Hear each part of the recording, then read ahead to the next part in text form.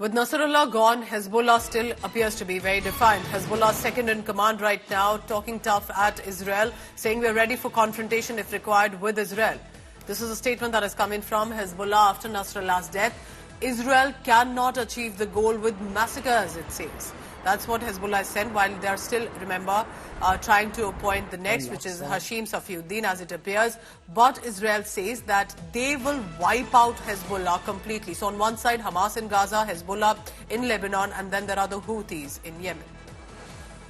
So that's the big news coming in. Remember that it definitely looks like there has been an escalation. India today has been on the ground to tell you that there are definitely tensions prevailing. But it's not just about this regional conflict.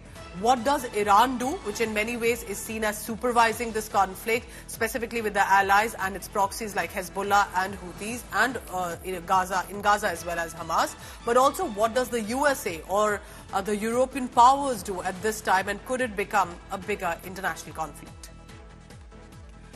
On the ground right now is India Today's Ashraf Wani and has constantly been updating us. Ashraf, clearly with Hezbollah's latest statement coming in, saying they are prepared for a confrontation. While there's been a confrontation all this while, how do you think this one could be different?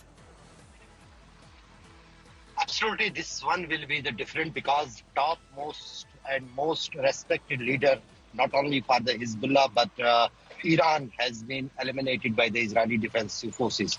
This could not be unanswered by the Iran. If Iran does so, its image will tarnish not only in its own country, but also in this part of the world, that is the Middle East. So there are efforts by the Iran that there should be a kind of a response or a revenge attack by Hezbollah itself, which will put some kind of wound on the Israel and also show that there is still strength with Hezbollah and Iran.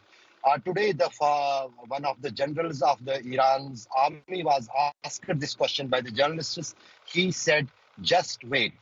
And also one of the significant development during last few hours, what happened that first time, another, who is the Deputy Secretary General of the Hezbollah, Qasim, he has come up with a televised statement where he has clearly indicated that the time has come that Hezbollah should take revenge from the Israel. Since morning, as we are talking, there are so many rockets being launched from the Lebanon towards the Israel, particularly northern Israel.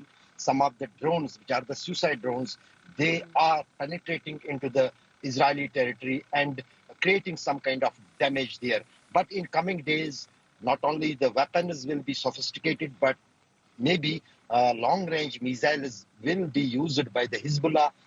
Everyone knows those missiles are made in Iran and can hit and target the other towns and the cities of Israel. So very tough days for the Israel too. And Israel's already prepared for these kind of retaliatory reactions from the Hezbollah as well as from Iran for last so many days.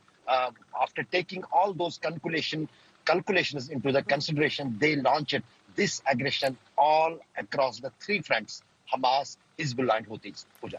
All right, so clearly, as Ashraf Wani is telling us, that over the skies in Lebanon, Syria, Israel, tensions are prevailing. Looking forward to more of your input. Stay safe, Ashraf, and thank you for getting us this coverage. On the ground, India Today, the only channel bringing you this world exclusive.